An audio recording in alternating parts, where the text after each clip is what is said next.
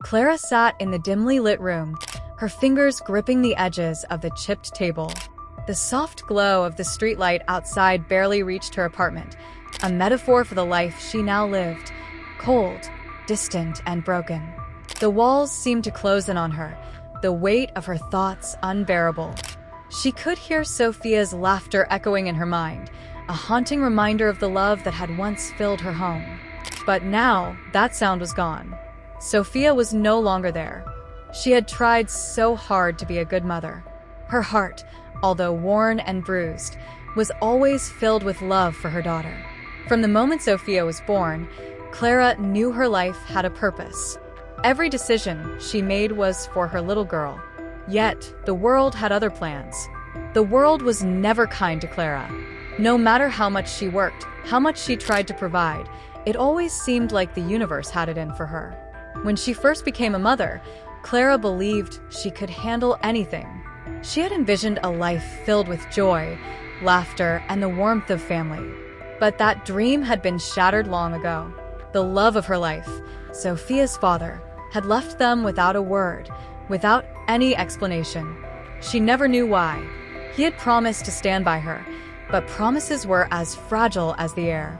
And with his absence, everything became harder.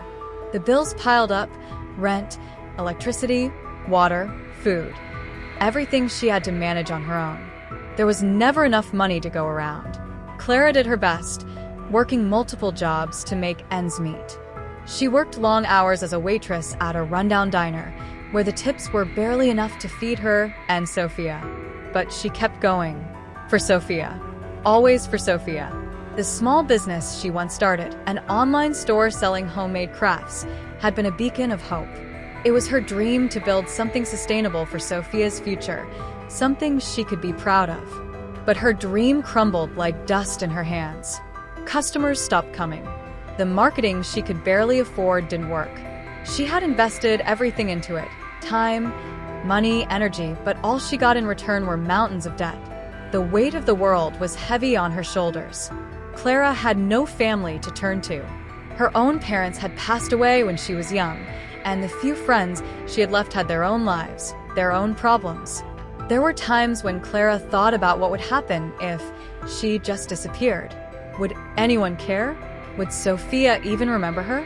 But then, in the depths of her despair, something, or rather someone, came into her life. His name was Vicente. He was a man of power, or at least that's what he told her. He had a certain aura about him, something that made people listen when he spoke. He always wore expensive suits, his hair slicked back neatly, and his smile, always charming, always calculating, seemed too perfect to be real. It was at one of her lowest moments that she met him. He spoke to her in a soft, reassuring tone. He listened to her struggles, nodding sympathetically. He even told her he had a solution. "Clara," he said, his voice smooth like velvet, "I can make all your problems disappear. I can help you get back on your feet. I have the resources to make it happen." At first, Clara was skeptical. Who was this man to promise her something so grand? But then, Vicente mentioned the one thing she had dreamed of for so long: financial freedom. He told her that he could clear all her debts, give her enough money to live without the constant fear of eviction, and offer a future for Sophia. But there was a catch. Vicente's offer wasn't as generous as it seemed. He proposed that Clara sell Sophia, her only child, in exchange for the money that would fix everything. The deal was simple. Sophia would be taken off her hands, and in return, Clara would be paid enough to solve all her problems. For a moment, Clara stood frozen, unable to comprehend what he was suggesting. Sell her daughter? The thought seemed impossible, unfathomable.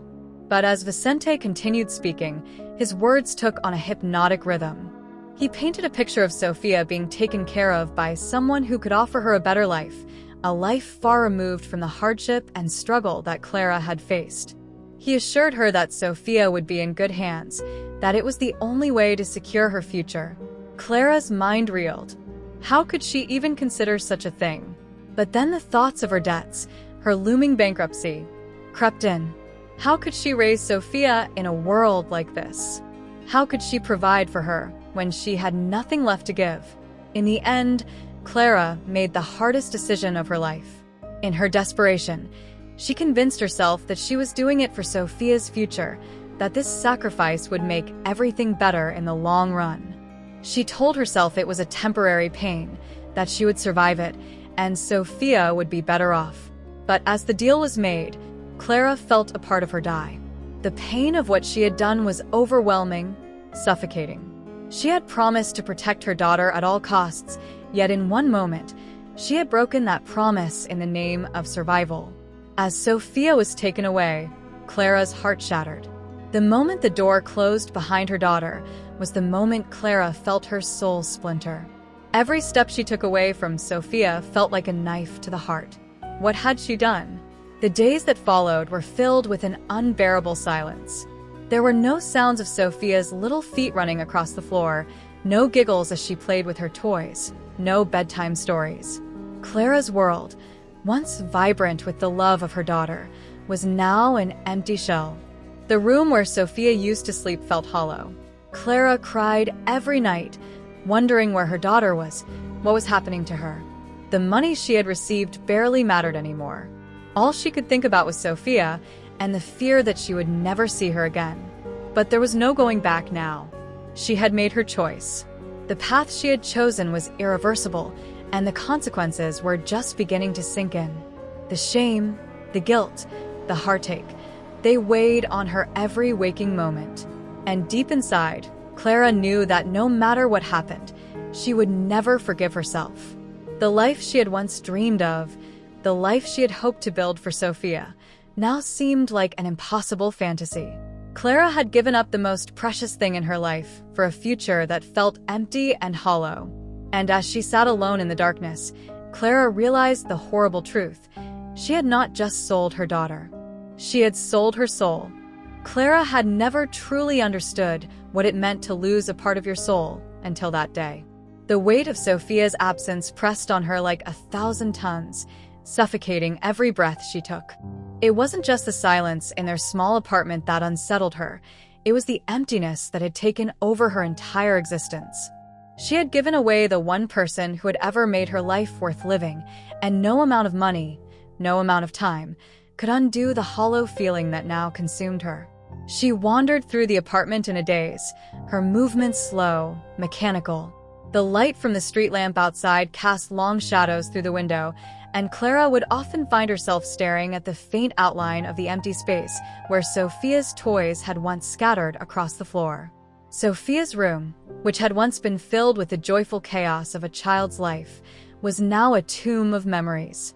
The pastel-colored walls, the stuffed animals, the little books strewn across the floor, all of it now mocked her, reminding her of what she had lost. She tried to convince herself that it was all for the best, that Sophia would be happier with someone who could offer her a better life. But the truth was, Clara had no idea where Sophia was. Was she safe? Was she loved? The images that plagued her mind were unbearable. Sophia, crying out for her mother, confused, alone. Clara couldn't stop the thoughts from invading her every waking moment.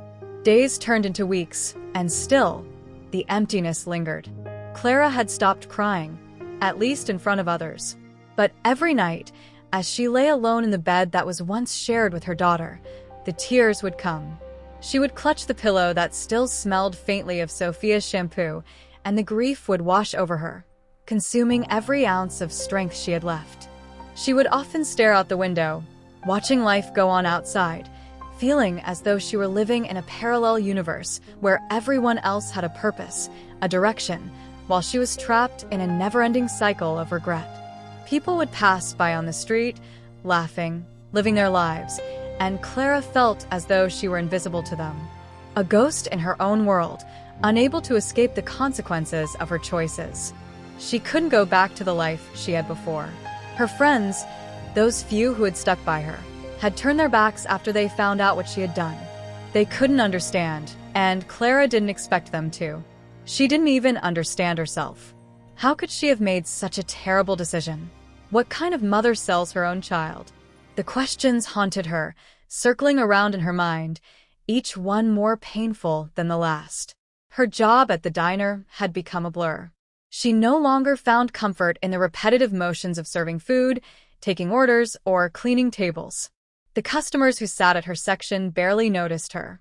They didn't see the woman who had just made the most heartbreaking decision of her life, the woman who was falling apart inside while she smiled and delivered their meals with a practiced cheerfulness.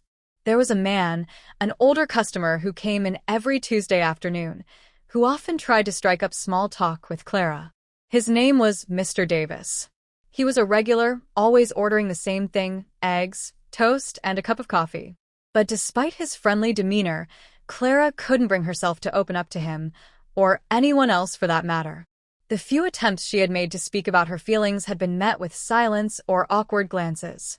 She had learned that people didn't want to hear about pain they couldn't fix. And, in truth, Clara didn't want to burden anyone with the weight of her own mistakes. One afternoon, as she stood by the counter, washing dishes, Mr. Davis approached her. He had always been a kind man, asking how she was doing every time he came in, but today, there was something different in his eyes, something softer, more compassionate. He had watched her for weeks, noticed how distant she had become, and in his own way, he wanted to offer her some comfort. "Clara," he said gently, his voice low, "you don't have to pretend with me. I see the pain in your eyes. If you ever need someone to talk to, I'm here." Clara froze, her heart tightening in her chest. She wanted to tell him everything: the guilt, the shame, the overwhelming regret. She wanted to scream that she had lost her daughter, that she was drowning in the consequences of her own choices. But the words wouldn't come. Instead, she just nodded, offering a weak smile before quickly turning away. The last thing she wanted was for someone to pity her. Mr. Davis lingered for a moment, as though unsure whether to press her further, but then he seemed to sense that this wasn't the time. He nodded and walked back to his seat. Clara couldn't help but feel a pang of loneliness as she watched him sit there, a kind, concerned man who would never truly understand the depth of her pain. As the days dragged on, Clara became more and more isolated. She stopped answering her phone, stopped checking her messages. The outside world had no place for someone like her. All she could do was exist in the quiet torment of her own thoughts. The only escape she had was sleep, but even that provided no respite. Every dream was filled with visions of Sophia, visions that were both beautiful and cruel. She would dream of Sophia's smiling face, laughing and calling out to her, only to wake up to the cold reality that she was gone. The guilt was unbearable. Every time she closed her eyes, she saw her daughter's face, her eyes wide with confusion, wondering why her mother had let her go. Clara would close her eyes tightly, trying to push the image away, but it was always there, haunting her. One night, after a particularly exhausting shift at the diner, Clara found herself sitting alone on the floor of Sophia's room, surrounded by the toys and clothes that were now untouched. She ran her fingers over the fabric of Sophia's favorite blanket, a soft, faded pink that had once brought her comfort. As Clara clutched it to her chest, she whispered a prayer, a desperate plea for forgiveness that she knew would never come. "I'm sorry, Sophia," she whispered, her voice breaking. "I'm so sorry. I didn't mean to hurt you. I didn't mean to fail you." But there were no answers. The room was silent, the air thick with the weight of unspoken words. The weeks blended together for Clara. Time had lost its meaning. Each day felt like an endless loop, a cycle of dull repetition and self-inflicted torment. The life she had once known, her bright, chaotic life with Sophia, was now a distant memory, a dream she could barely grasp. The decision she had made, the betrayal she had committed, gnawed at her from the inside, a constant reminder of the irreversible choice she had made. Clara's mornings began the same way. She would wake up to the hollow silence that filled the apartment. Sophia's absence was like a physical ache, one that seemed to grow with each passing day. She would lie in bed for hours, staring at the ceiling, wondering if Sophia was thinking of her, wondering if she could somehow sense the pain that Clara felt. The guilt was suffocating, a weight on her chest that made it difficult to breathe. The apartment had grown colder in Sophia's absence. There was no laughter echoing through the halls, No little footsteps padding across the floor. The apartment felt lifeless, a shell of the home it had once been. Every object, every corner, every piece of furniture seemed to mock her. Sophia's drawings, pinned to the walls with old, faded tape, were now just reminders of what she had lost. Her daughter's toys, once scattered across the living room, sat untouched in the corner, as though frozen in time. Her job at the diner, the only source of income she had left, had become even more unbearable. The days seemed to drag on endlessly. She moved through the motions, her body working on autopilot while her mind was consumed by the constant, gnawing pain of loss. The customers came and went, their faces blurred by the haze of her thoughts. She no longer cared about their small talk, their orders, or their tips. They were just distractions, fleeting moments in a world that had no place for her anymore. But it wasn't just the silence of the apartment or the monotony of the diner that weighed on Clara. It was the overwhelming sense of regret that haunted her every step. How had she allowed herself to be so blinded by desperation? How could she have ever thought that selling Sophia was the solution to her problems? The thought of it made her stomach turn. She had sacrificed her daughter's happiness, her well-being, for a promise that now seemed hollow and empty. Clara's mind constantly returned to Vicente. She couldn't stop thinking about the man who had manipulated her into making the worst decision of her life. She could still hear his voice, smooth and reassuring, convincing her that it was the right thing to do, that it was the only way out. He had painted a picture of a bright future, one where Sophia would be happy and cared for. But it had all been lies, lies designed to manipulate her, to control her, to get what he wanted.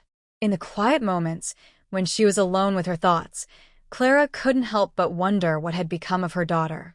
Had she been taken to a loving family, or had she been sold into a life of cruelty and neglect? The uncertainty was a constant ache in her chest, one that no amount of money could ever ease. She had given up her child for a future that was no longer worth it. The memories of Sophia's face, her bright eyes and innocent smile, tormented Clara day and night. Each one reminded Clara of her failure as a mother, her inability to protect the one person who meant everything to her. And then there was the shame. Clara could feel it wrapping around her, suffocating her, every time she looked in the mirror. She had sold her daughter. She had betrayed the one person who had loved her unconditionally. The shame was a constant companion, following her wherever she went, reminding her of her own weakness, her own inability to fight for what was right. One evening, after yet another exhausting day at the diner, Clara sat alone in the apartment, staring at the phone that had remained silent for days. She longed to hear from Sophia, to hear that she was safe, that she was happy, but there was nothing. No calls, no messages, no sign of life from the daughter she had abandoned. The emptiness in her chest grew, the pain deepening with every passing moment. She picked up the phone, her fingers trembling, and dialed the number Vicente had given her. She had tried calling him before, but the calls were never answered. Tonight, however, she felt a sudden, desperate need to know what had happened to her daughter. She had to know. The phone rang once, twice, 3 times. Finally, a voice on the other end answered. "Hello." It was Vicente's voice, smooth and cold as ever. Clara's heart pounded in her chest. "Vicente," she said, her voice shaking. "Where is she?" "Where is my daughter?" There was a pause on the other end of the line, followed by a soft chuckle. "Clara," he said, his tone dismissive. "You made your choice. You wanted to be free of your burdens. You wanted money. What do you expect me to say?" Clara's breath caught in her throat. The words hit her like a slap. She had made her choice. She had sold her daughter, and now she was paying the price.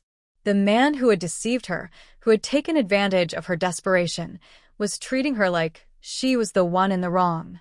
"I just want to know if she's okay," Clara whispered, her voice breaking. Vicente's laughter was soft and cruel. "She's fine, Clara. She's exactly where she needs to be." Clara's eyes blurred with tears.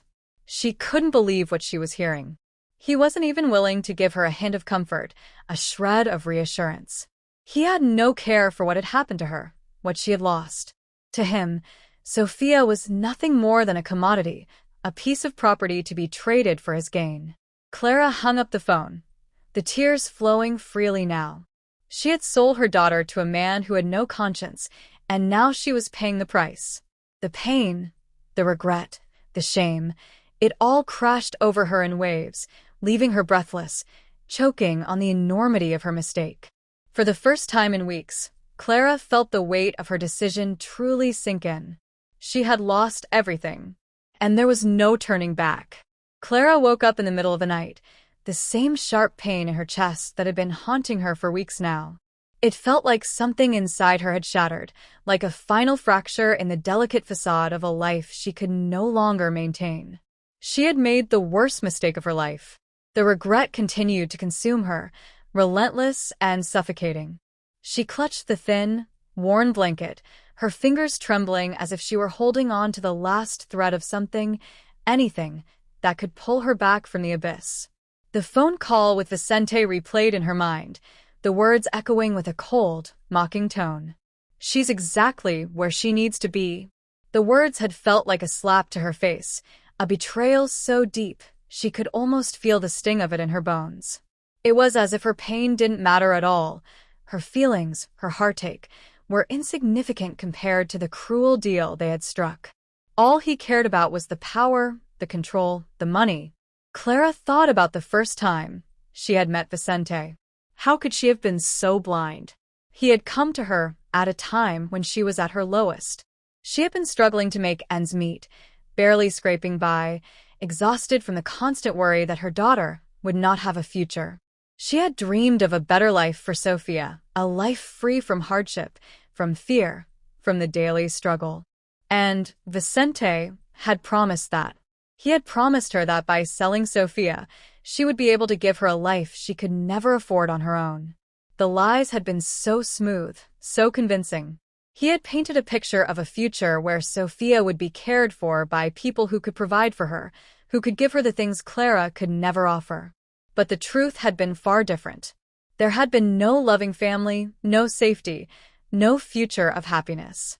It had all been a facade, a scheme that had played on her desperation, her vulnerability. Now, Clara could feel it, the emptiness that had come with that decision. She had given her daughter away to satisfy someone else's desires, to feed someone else's greed, and in doing so, she had shattered her own soul. And the worst part was that she didn't even know where Sophia was anymore. Her thoughts were interrupted by a sharp knock at the door. Startled, Clara sat up, her pulse racing. Who could be knocking at this hour?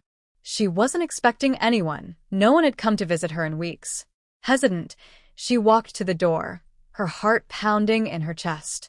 It could be another customer from the diner, or worse, it could be someone connected to Vicente, coming to remind her of her mistake.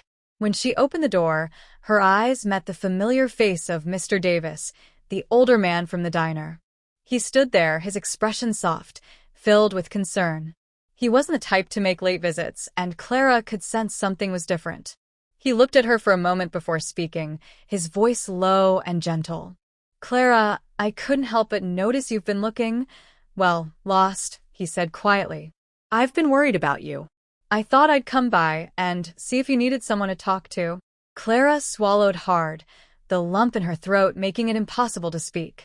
She didn't want anyone to see her like this, to witness the broken woman she had become.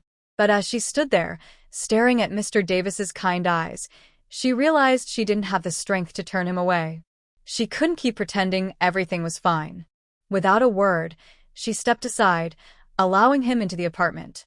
He looked around, taking in the mess, the emptiness, the stillness that seemed to hang in the air. Clara felt a wave of embarrassment wash over her. She hadn't cared to tidy up. Everything felt so pointless now. I don't know what to say," Clara murmured, her voice cracking. She sat down on the couch, her hands trembling in her lap. "You don't have to say anything," Mr. Davis replied, sitting beside her. "I'm just here to listen. I know things have been tough for you." Clara stared down at her hands, her mind racing. She didn't know where to start. How could she explain to him the pain she was carrying, the overwhelming guilt, the fear that had lodged itself in her heart? How could she put into words the ache of losing her daughter, of having made the worst decision of her life? I did something terrible, Clara whispered, barely able to meet his eyes. I gave up my daughter. I sold her to a man who promised me a better life for her, but I don't know where she is. I don't know if she's okay. And I'm dying inside. I can't live with this, Mr. Davis. The words came out in a rush, a flood of emotion she had been holding back for far too long. Her chest tightened as she spoke, the weight of it all threatening to crush her. Mr. Davis listened quietly, his face softening with sympathy, but he didn't interrupt. He didn't judge. He simply sat with her, allowing her to release the pain she had been holding in. When she finished speaking, she collapsed into his arms, her sobs racking her body. It was the first time in so long that she had allowed herself to be vulnerable, to admit just how broken she was. Mr. Davis held her, his arms strong and steady around her, a silent presence of comfort in the midst of her storm. I'm so sorry, Clara whispered, her voice muffled against his chest. I didn't mean to do this. I thought I was doing the right thing, but now I've lost everything. Mr. Davis didn't have an answer. He didn't try to console her with empty promises or false hope. He simply held her, offering the only thing he could, his presence, his empathy, and his willingness to listen. And in that moment, Clara realized something. She couldn't keep running from her past. She couldn't keep drowning in her regret. She had to face what she had done, no matter how painful. She had to find a way to move forward, even if it meant living with the weight of her choices for the rest of her life. But for the first time in weeks, she felt a glimmer of something else, hope. Not hope that she could undo what had been done, but hope that perhaps, just perhaps, there was a way to heal. To forgive herself, to forgive those who had hurt her, and to find peace, even in the midst of the wreckage she had created. It wasn't much, but it was something. And for Clara, it was enough to keep going. The warmth of Mr. Davis's kindness, the weight of his compassion, had planted a seed in her that she hadn't even realized she needed. He hadn't offered her grand solutions or false promises, but the simple gift of empathy, of truly being seen and heard. It was a lifeline in the storm, a beacon in the darkness. Clara sat at her kitchen table the next morning, the same table where she had shared countless meals with Sophia, where they had laughed together and made plans for a future that now felt like a distant fantasy. The silence in the apartment was deafening, but today, it wasn't just the absence of Sophia that weighed on her. Today, it was the awareness of the choice she had made, the reality that she had turned away from her child, and in doing so had almost lost herself in the process. She had to make a decision. She couldn't expect forgiveness from anyone, least of all herself. But there was one thing she could control: her future. The path forward wouldn't be easy, but if she stayed stuck in the past, she would never be able to live with herself. Clara had spent the past few days thinking, and after much internal turmoil, she had finally come to a conclusion. She had to find Sophia. She had to know where she was. Not because she could simply undo everything, but because if she ever hoped to heal, to reclaim even a fraction of her soul, she needed to see her daughter again, to know she was okay. And maybe, just maybe, to ask for forgiveness, though Clara knew that was something Sophia might never be able to offer. The decision wasn't rational. It wasn't logical. But Clara couldn't ignore the pull in her heart, the desperate desire to make things right, even if it seemed impossible. She stood up, trembling slightly, her resolve solidifying. She had no idea where to begin, no idea what steps to take to find Sophia. But the first thing she knew was that she couldn't wait any longer. She had to do something. The next day, as Clara walked down the cracked sidewalk to the diner where she worked, she struggled to push the rising panic in her chest back down. What was she even going to say? What if Vicente refused to tell her where Sophia was? What if he had already sold her to someone else, someone even worse than he was? The fear tightened around her throat, but she refused to let it stop her. She had already made so many mistakes. She couldn't let fear be the next one. The diner was its usual self, busy, chaotic, with the hum of conversation and clinking dishes filling the air. Clara moved quickly through the motions, taking orders and delivering food. all while her mind raced, planning the next step, dreading the inevitable confrontation. Her hands shook slightly as she carried a tray to a table, but she ignored it. She focused on the task at hand, pretending for a moment that everything was fine, even as the storm inside her raged on. After the last customer had left, Clara finally allowed herself to stop pretending she didn't carry a gaping hole in her heart. As she walked home, tears in her eyes, her mind raced with thoughts of Sophia, weighing every possible way to bring her back and carefully plotting her next move. There had to be a way to bring Sophia back, to make her understand that Clara hadn't stopped loving her, even for a moment. Clara wiped her tears, her resolve hardening. She would find a way to fight for Sophia. She didn't know how yet, but she would figure it out. She had to. For Sophia, for herself, and for the chance to heal the wounds that had torn them apart.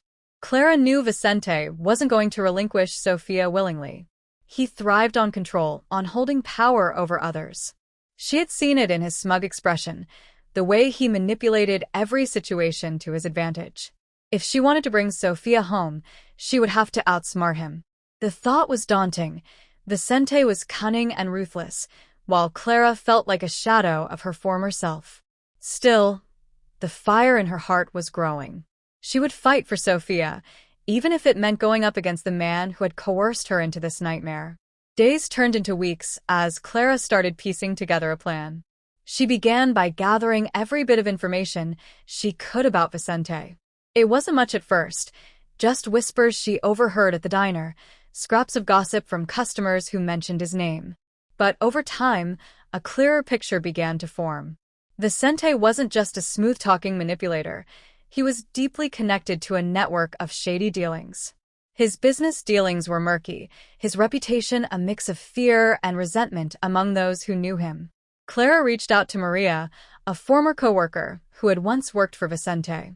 Maria had left abruptly years ago, citing personal reasons, but Clara had always suspected there was more to the story. After several phone calls and much persuasion, Maria finally agreed to meet. They sat across from each other in a quiet cafe, the air thick with tension. "You're brave for coming to me," Maria said, stirring her coffee absent-mindedly. "But you're also foolish. Vicente doesn't forgive. If he finds out you're digging into his life, he'll make you regret it." "I don't care," Clara replied firmly. "He's already made me regret everything. I just want my daughter back." "Do you know where he might be keeping Sophia?" Clara asked, her voice barely above a whisper. Maria hesitated, glancing around the cafe as if expecting Vicente to appear at any moment. Then she leaned in closer. "He has a property outside the city," she said quietly. "A big house with security cameras and guards. It's where he conducts his business. If Sophia's not there, someone will know where she is." The mention of the property sent a chill through Clara. The thought of Sophia being kept in such a place was unbearable. But it was a lead more than she had before. Maria shook her head. "It won't be easy. But if you're serious about this, I might know someone who can help. Someone who knows how to deal with people like Vicente." Clara thanked Maria, her gratitude genuine despite the fear swirling in her chest. That night, Clara sat alone in her apartment, staring at the address Maria had scribbled on a napkin. She didn't know how to approach this. Barging in would be suicide. She didn't have the resources to take on Vicente directly, and going to the authorities felt pointless. Vicente's reach was long. He likely had connections to protect him from any legal consequences. Clara needed to be smarter, more strategic. Her thoughts lingered on the name Maria had given her, Luis Navarro. "If anyone can help, it's him," Maria had said. "He used to work for Vicente, but he left. Nobody knows why, but he knows things. If anyone can help you, it's him." Clara had no idea what to expect. Was Luis a friend or just another manipulator like Vicente? Could she trust him, or was she walking into a trap? Her desperation outweighed her fear. If Luis could help her get Sophia back, it was worth the risk. The next morning, Clara waited nervously in her car outside the address Maria had given her. It was an unassuming warehouse on the edge of town, its faded brick exterior blending with the abandoned buildings that surrounded it. Clara checked the note in her hand for the 100th time, rereading the names scrawled in rushed handwriting. Luis Navarro. She stepped out of her car, clutching her bag tightly as she approached the building. Her heart pounded as she knocked on the heavy metal door, the sound echoing in the quiet morning air. For a moment, nothing happened. Then, a small slot in the door slid open, and a pair of sharp eyes peered out.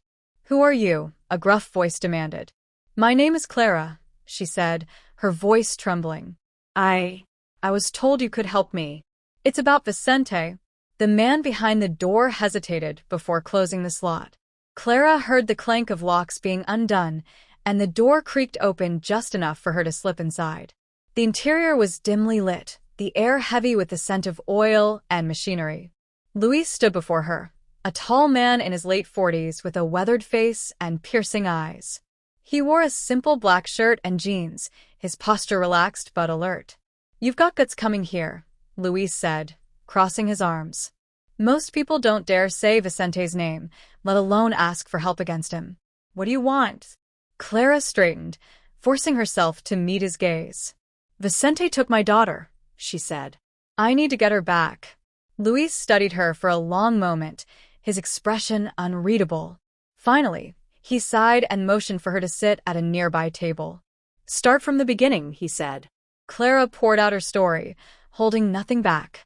She told Luis about her struggles, Vicente's manipulation, and the brief, heartbreaking reunion with Sofia. Her voice cracked with emotion as she described her determination to bring her daughter home. Luis listened intently, his expression hardening as she spoke. When she finished, he leaned back in his chair, rubbing his chin thoughtfully. "Vicente hasn't changed," he said bitterly. "He's still preying on the vulnerable, using people to get what he wants. I should have known he'd go after someone like you." "You worked for him," Clara said cautiously. "Why did you leave?" Luis's jaw tightened. "Because I saw what he was. At first, I thought he was just a businessman, ruthless, sure, but fair. Then I realized he didn't care who he hurt, as long as he came out on top. I couldn't stomach it anymore." Clara nodded, her respect for Luis growing. "So you know how he operates," she said. "Do you know how I can get to Sofia's?" Luis hesitated, his eyes narrowing. "Getting to her won't be easy. Vicente's paranoid. He's got security everywhere, but there might be a way." Clara leaned forward, hope flickering in her chest. "Tell me." Luis pulled out a map and spread it on the table, pointing to Vincent's property. "This is his main base," he said. "The house is heavily guarded, but there's a weakness. See this side entrance? It's used for deliveries, food, supplies, that kind of thing. The guards there aren't as vigilant." Clara studied the map, her mind racing. "So, if I can get in through the side entrance..." Luis shook his head. "It's not that simple. Even if you get inside, you'll have to deal with the security systems and the guards inside. Vicente's got eyes everywhere." Clara's heart sank. "Then what can I do?" Luis was silent for a moment before speaking. "There's a way in," he said. "I can help you bypass the security. It won't be easy, but I've handled this kind of thing before." Clara's stomach twisted. Money was tight, she was barely scraping by as it was. But if Luis could help her get Sofia back, she'd find a way to make it work. "I'll do whatever it takes," she said firmly. Luis nodded, a faint smile tugging at his lips. "You've got guts, Clara. I'll set everything up. But we need to move fast. If Vicente finds out what you're planning, he'll stop at nothing to shut you down." Over the next few days, Clara and Luis worked together to prepare for the operation. Luis laid out the plan, explaining each detail with precision. He would take care of the security systems and help Clara navigate through the mansion. "This is going to be risky," Luis warned, his eyes serious. "But if we stay sharp and follow through, you'll get Sofia back." Clara felt a mixture of hope and fear. Hope that she was finally taking a step toward rescuing her daughter, but fear that something could go wrong. Vicente had power, and he wouldn't hesitate to use it. But Clara wasn't going to let fear stop her. For the first time in years, she felt like she was reclaiming her life. She was a mother, and she would do whatever it took to protect her child. The night of the operation arrived. Clara stood outside the property with Luis, her heart pounding. They reviewed the plan one last time. Luis handed Clara a small earpiece, his expression focused. Stay calm, follow my instructions, and don't do anything reckless. We've got one shot at this. Clara's hands trembled slightly as she put the earpiece in. I'm ready, she said, her voice steady. Luis nodded. Let's get you inside, then. They moved toward the side entrance, the night feeling heavy with tension. Clara's mind raced with thoughts of Sophia. Was she inside, safe? Or was she lying awake, afraid? Clara crouched behind some bushes, her breath shallow as she focused on Luis's movements. The area was eerily quiet, the only sounds being the occasional chirp of crickets. Luis was already at work, silently moving toward the control panel next to the gate. This is where it gets tricky, Luis whispered, his voice low. He connected a small device to the panel and began to type rapidly, his eyes scanning the screen. Clara stayed still, watching as Luis's fingers moved with practiced ease. After a tense moment, the device beeped and the gate clicked open. We're in, Luis whispered, motioning for Clara to follow him. They slipped through the gate, moving swiftly and silently. The mansion loomed ahead, a shadowy figure in the dark. Security lights dotted the grounds, casting pools of light across the grass. Clara's heart raced, the weight of the mission pressing on her chest. Luis led the way, his hand guiding her as they moved through the shadows. As they approached the mansion, Clara's mind wandered to Sophia.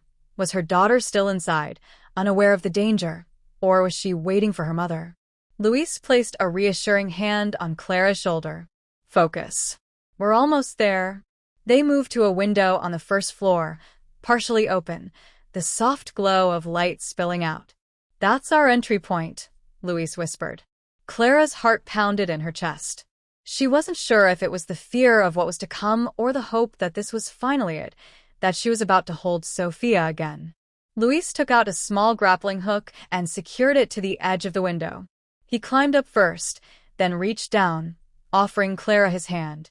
Clara's hands were clammy, but she took his hand and climbed up. Her muscles burned as she pulled herself through the window and into the mansion. The room they entered was dark and cluttered, with old furniture and boxes stacked in corners. Luis quickly pulled out a tablet and brought up a layout of the mansion. Sophia's room is on the second floor, he said quietly. Vicente's quarters are on the other side. Hopefully, he's not in her room. Clara nodded, her heart thudding in her chest. The thought of Sophia brought tears to her eyes, but she couldn't let herself get distracted. They had to move quickly. They crept through the mansion, every footstep muffled by thick carpets. The place felt eerily silent, the only sounds the faint creaks of the floorboards beneath their feet. When they reached the grand staircase, Luis held up a hand, signaling Clara to stop. 2 guards stood at the base of the stairs, chatting quietly. Luis's face tightened, but he didn't hesitate. He pulled a small device from his pocket and pressed a button.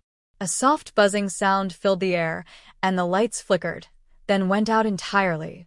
What the? One guard muttered. Power surge, the other guard replied, pulling out a flashlight. We'll check the breaker. As the guards walked away, Luis motioned for Clara to follow him up the stairs. The second floor was even grander than the first, with chandeliers and gold-trimmed walls. Luis led Clara to a door at the end of the hall and gestured for her to stay back while he worked on the lock. This one's tricky, he muttered, pulling out another gadget. Just a second, Clara clenched her fists, trying to calm herself. Every second felt like an eternity. She could feel the pressure building, but she trusted Luis. He had done this before. Finally, the lock clicked and Luis pushed the door open. Clara's breath caught in her throat as she stepped inside. The room was dimly lit, the soft glow of a nightlight illuminating the bed. And there, curled up under the covers, was Sophia. Clara's heart shattered as she whispered her daughter's name. Sophia? The little girl stirred, blinking as she slowly woke. When she saw Clara, her face lit up with joy. Mama, she cried, throwing off the covers and rushing into Clara's arms. Clara hugged her tightly, her heart overflowing with relief and love. I'm here, baby. I'm here. Luis stood in the doorway, his expression softening as he watched the reunion. The danger wasn't over yet, but for now, Clara had her daughter back. And that was all that mattered. Clara held Sophia tightly, her heart swelling with relief and love. "I'm here, sweetheart," she murmured. "I'm here." Their reunion was short-lived. Luis's voice cut through the moment, urgent and low. "We need to go." "Now?" Clara nodded, scooping Sophia into her arms. They moved quickly, retracing their steps toward the window. But as they reached the staircase, a voice rang out. "Stop right there." Vicente stood at the base of the stairs, flanked by 2 guards. His face was a mask of fury, his eyes locking onto Clara with a venomous glare. "So, this is what it's come to," Vicente sneered. "Breaking into my home, stealing from me. I underestimated you, Clara." Clara's heart raced, but she refused to back down. "Sophia is not yours," she said, her voice trembling but firm. "She's my daughter, and I'm taking her home." Vicente laughed, a cold, hollow sound. "Do you really think you can just walk out of here?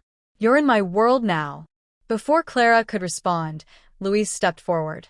"Actually, no," he said, his voice calm and confident. He pulled out his device again and pressed a button. Suddenly, every light in the mansion went out, plunging them into darkness. Chaos erupted. Guards shouted, their flashlights cutting through the darkness.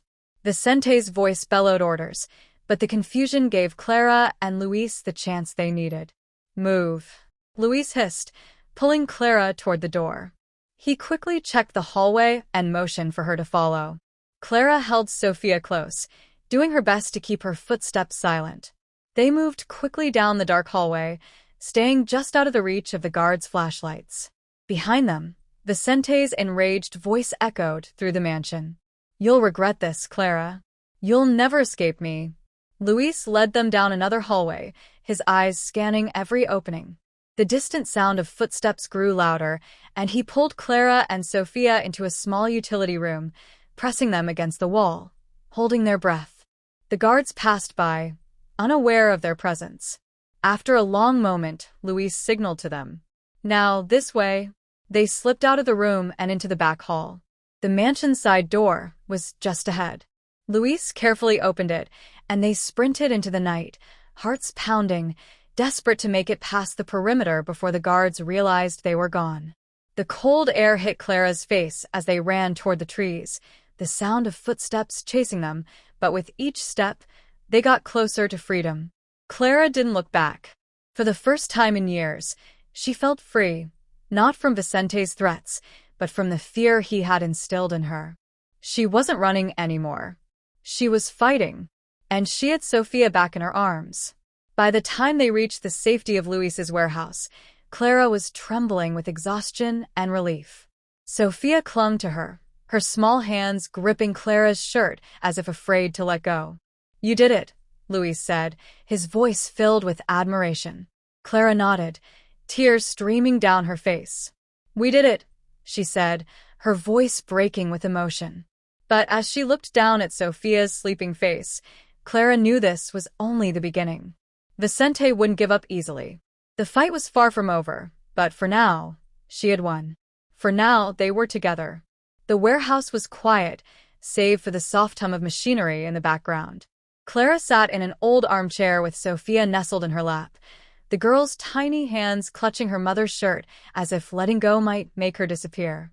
Clara stroked Sophia's hair, savoring the warmth of her child against her chest. It felt like a miracle to have her daughter back, but Clara knew better than to believe this was the end of the battle. Luis sat nearby, reviewing the events of the night. A map of Vicente's property was spread across the table, its surface marked with notes and excess from their infiltration. "We got lucky tonight," Luis said, his sharp eyes scanning the map. Vicente wasn't expecting anyone to come after him like that. "But now?" "He'll be prepared. He'll come after you, Clara, and he won't stop until he gets what he wants." Clara's stomach churned. She'd known Vicente wouldn't let them go without a fight, but hearing Luis say it out loud made the danger feel suffocatingly real. "So what do we do?" she asked, her voice steady despite the fear tightening her throat. How do we stop him? Luis leaned back in his chair, his expression grim. Vicente doesn't just want control over Sofia. He wants to break you, Clara. It's about power. As long as he thinks he can manipulate you, he won't stop. I won't let him, Clara said firmly, tightening her hold on Sofia. He's taken enough from me. I won't let him hurt us again. Luis nodded. That's the attitude you need. But we have to be smart about this. Vicente has resources, money, connections, people willing to do his dirty work. If we're going to take him on, we need to hit him where it hurts. His money, Luis said. Everything Vicente does revolves around his wealth. It funds his operations, buys his loyalty, and gives him power. If we can cut off his resources, we'll weaken him. Clara frowned, trying to grasp the enormity of the task. How do we even begin to do that? I barely know anything about his business. Luis's fingers tapped the table thoughtfully.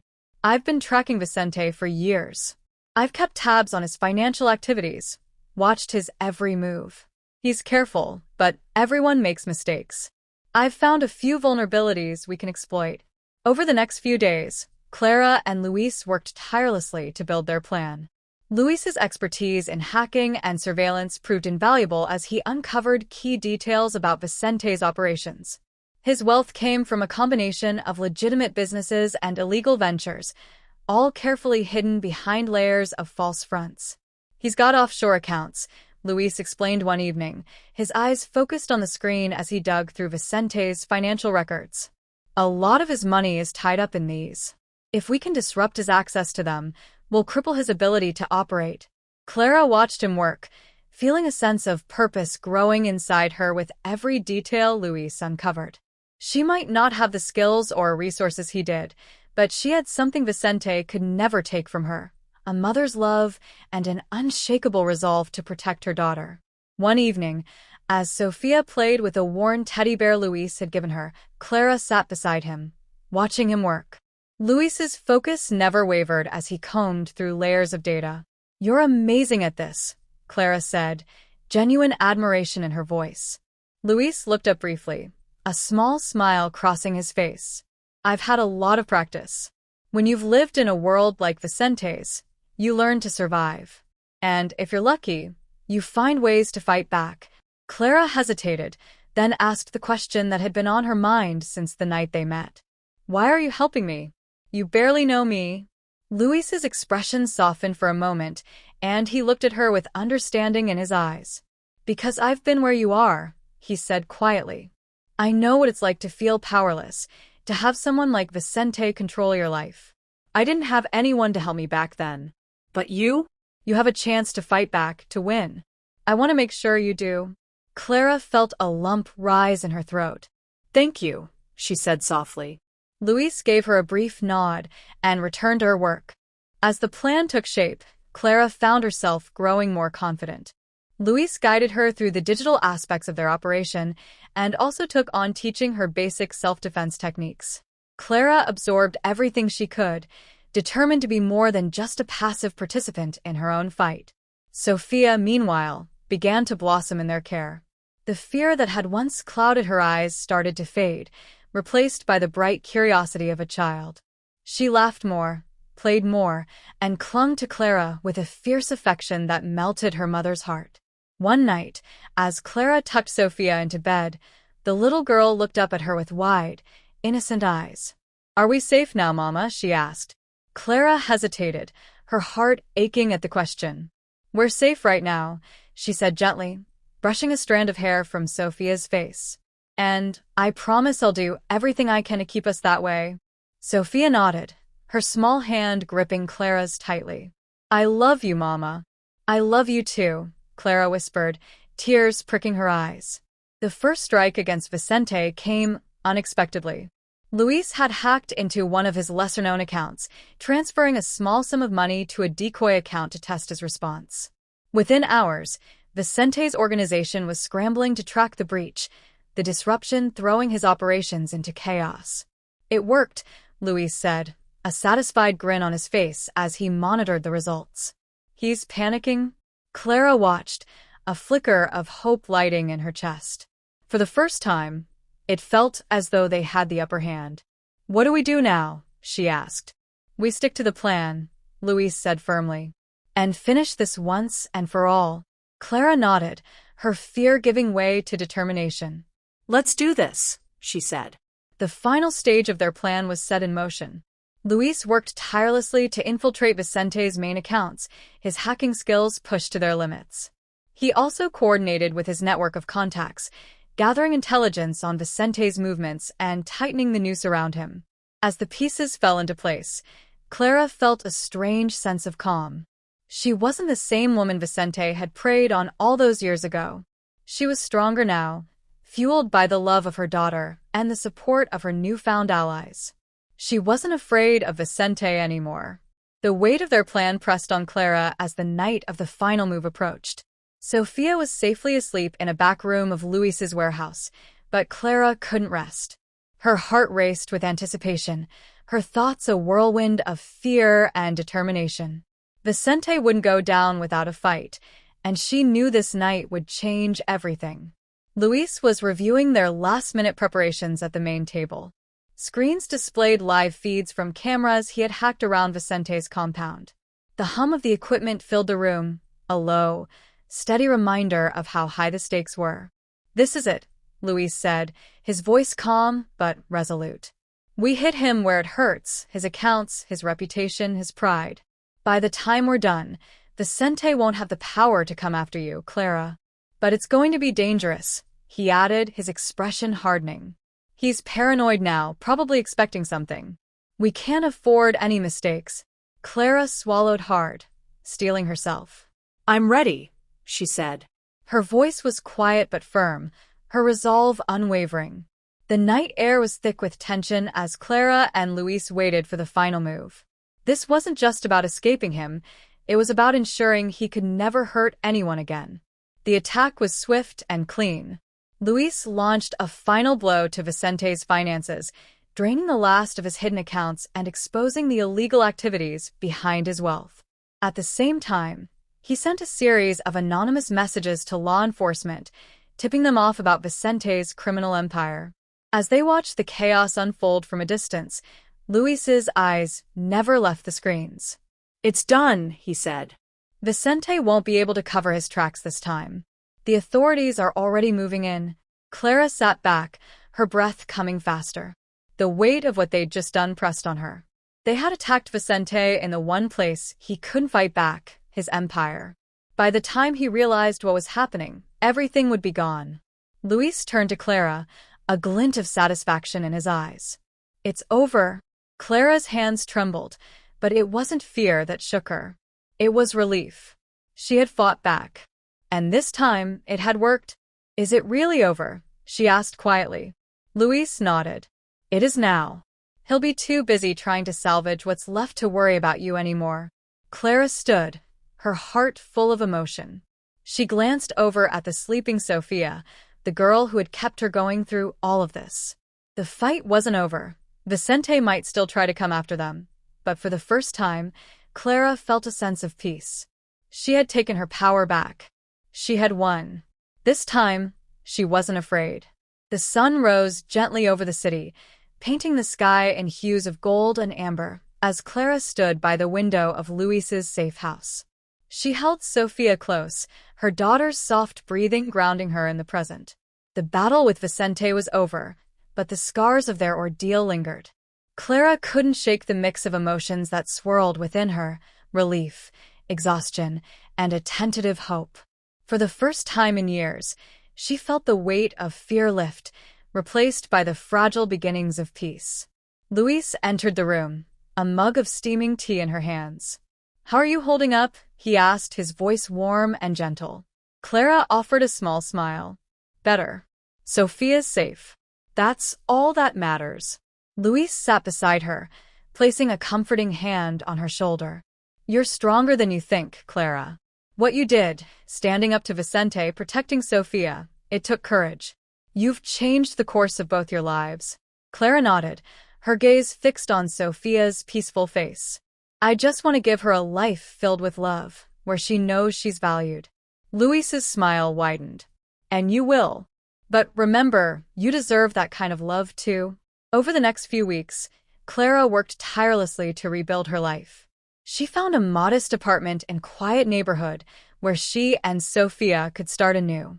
Luis and Mr. Davis helped her settle in, their unwavering support a reminder that she wasn't alone. Though Vicente had disappeared from their immediate lives, the memories of his control haunted her.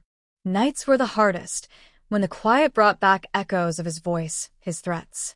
Clara often found herself awake in the early hours, staring at the ceiling, questioning her worth and fearing the future. One evening, as Sophia slept soundly in her room, Clara sat at the kitchen table, scrolling aimlessly through her phone. She stumbled upon an article about rebuilding confidence after trauma. It spoke of the importance of self-love, setting boundaries, and reclaiming one's sense of power. One line caught her attention. The most powerful transformations come when we learn to value ourselves as deeply as we wish others would. The words struck a chord deep within her. For so long, she had tied her worth to the approval of others, to Vicente's false promises, to the fleeting kindness of strangers. But now, she realized she needed to value herself first. The next morning, Clara made a promise to herself. She would embrace the journey of self-discovery, not just for Sophia's sake, but for her own. She began small, taking walks with Sophia in the park, journaling her thoughts, and practicing moments of gratitude. As the weeks passed, Clara noticed subtle changes. Her reflection in the mirror no longer seemed like a stranger. She began to rediscover the woman she had once been, resilient, kind, and deserving of love. One day, as she prepared Sophia's breakfast, Clara received a message from Luis. It was a link to a program he had mentioned before, something that had helped him during her own struggles. The program promised to teach women how to understand their value and attract the love they deserved, built not on manipulation, but on mutual respect and genuine connection. Clara hesitated at first, unsure if it was right for her. But Luis's message was encouraging. You've come so far, Clara. This isn't about changing who you are, it's about remembering your worth. You deserve to be loved in a way that lights up your soul. With a deep breath, Clara clicked the link. The program wasn't what Clara expected. It wasn't about tricks or games, but about rediscovering the power of authenticity. It encouraged her to embrace her vulnerabilities, to communicate her needs confidently, and to recognize her innate value. Through the program, Clara learned that love wasn't something she had to earn through sacrifice or submission. True love came from mutual respect, admiration, and a deep connection. As she progressed, she began to see changes not only in herself, but in how others treated her. She carried herself differently, spoke with more confidence, and no longer feared standing up for what she deserved. One evening, Luis visited Clara's apartment to check in. As they chatted over coffee, he couldn't help but notice the shift in her demeanor. "You're different," he said, a smile tugging at his lips. "You seem lighter, happier." Clara laughed softly. "I've been working on myself. It hasn't been easy, but I'm learning that I deserve good things." Luis nodded, his expression thoughtful. "You do, Clara. And anyone who doesn't see that isn't worth your time." His words resonated deeply, reinforcing the lessons Clara had been internalizing. Meanwhile, news of Vicente's downfall spread through the criminal underworld. His empire, once feared, had crumbled under the weight of Clara's actions. Unable to rebuild, he became a shadow of his former self, desperate, bitter, and alone. For Vicente, the loss of control over Clara was the ultimate punishment. He had underestimated her strength, believing she would always remain under his thumb. Now, he was left with nothing but regret and the haunting realization that he had destroyed the one connection that could have brought him redemption. Months later, Clara stood in the park, watching Sophia play on the swings. The sun bathed the playground in a warm glow, and laughter filled the air. Luis approached, carrying 2 cups of coffee. He handed one to Clara, and they sat on a nearby bench. "You've come a long way," he said, his tone admiring. Clara smiled, her gaze fixed on Sophia. "I have. And I'm not done yet." Luis chuckled. Well, whatever you're doing, it's working. You're radiant. Clara turned to him, her eyes filled with gratitude. Thank you, Luis. For everything. He shook his head. You did this, Clara. You saved yourself. As Clara's journey continued, she found herself embracing life with a renewed sense of purpose. She realized that her worth wasn't defined by her past or by the people who had hurt her. It was something she carried within, something no one could take away. For those watching Clara's story, her transformation is a testament to the power of self-love and resilience. If you've ever felt like you weren't enough, like no matter what you did, you couldn't get the love you deserve, know this. There's a way to change that. There's a secret to unlocking the kind of love and attention you've always wanted, and it starts with understanding your own value. If you're ready to discover how to make any man obsess over you, not by changing who you are, but by embracing the amazing woman you already are, click the link in the description or scan the QR code on the screen. It's time to take control of your happiness, just like Clara did. Don't wait. Your transformation starts today.